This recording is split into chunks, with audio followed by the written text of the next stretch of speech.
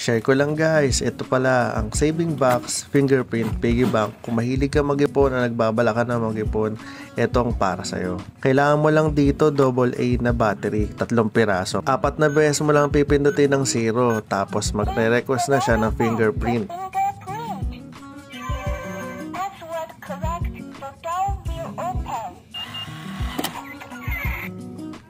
May free stickers na rin siya para magkaroon ng design yung saving box. At ito na nga, tinry ko na maglagay ng hundreds kahit may tupi ito. Kahit dire-diretso mo yung paglagay, hindi siya nagkakagulo-gulo sa loob. Pagkatapos ko maglagay ng pera, gusto ko agad i-check kung ano bang itsura niya sa loob.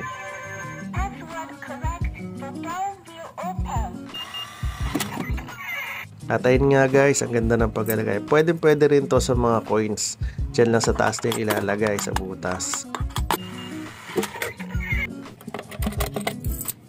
At kung gusto mo naman baguhin yung password, dapat naka-open yung saving box mo.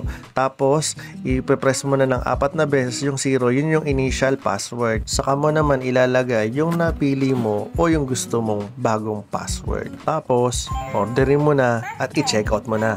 Check out.